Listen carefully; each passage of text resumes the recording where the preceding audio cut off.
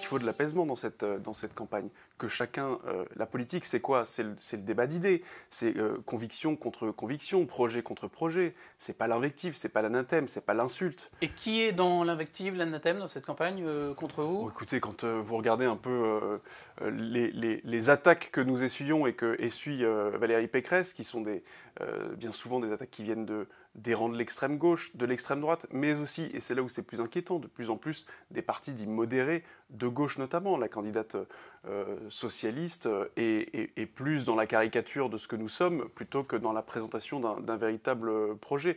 Et c'est là où ça pose question, c'est qu'on voit se dessiner en Île-de-France, comme dans d'autres régions par ailleurs, mais en Île-de-France à minima, des blocs distincts.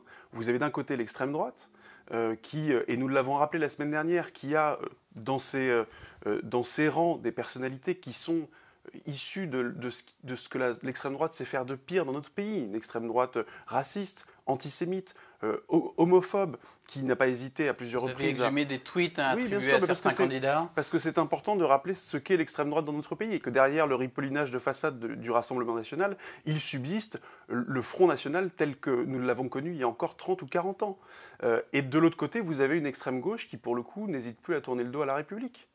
Quand vous avez Madame Autain et Monsieur Mélenchon, son président de parti, qui tient les propos qu'il a tenus il y a quelques jours, ou qui n'hésite pas à défiler avec notamment les élus écologistes aux côtés de représentants du CCIF, aux côtés d'associations racialistes, indigénistes, je crois qu'il tourne le dos à la République. Et je vais vous dire une chose, très simplement, quand je vois aujourd'hui le Parti socialiste, et quand je vois la gauche régionale, qui n'a plus rien à voir avec la gauche de M. Jean-Paul Huchon, qui n'a plus rien à voir avec cette gauche social-démocrate qu'on a toujours connue dans notre pays, et qui de plus en plus se tourne, qui de plus en plus est attirée, est aspirée vers cette extrême gauche, et qui d'ailleurs est prête aujourd'hui. En quoi, dans cette campagne, Audrey Pulvar, qui mène cette liste de gauche socialiste, a été incorrecte dans sa façon de mener la campagne ?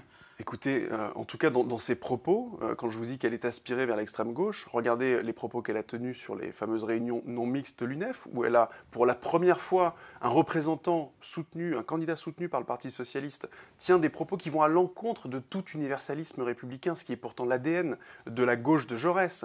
Quand vous avez Madame Pulvar, cette même candidate, qui tient des propos ignobles contre les policiers, je ne parle pas de la manif des policiers d'il y a quelques semaines, je parle de ses propos d'il y a un an, où elle expliquait que la police était responsable de l'assassinat de Malik Oussekine et que derrière il y avait eu d'autres assassinats. Je crois que vous avez une rupture très franche avec ce qu'a été la gauche républicaine et vous avez une partie de la gauche qui aujourd'hui se tourne vers l'extrême gauche. Et moi j'en appelle à une chose très simple.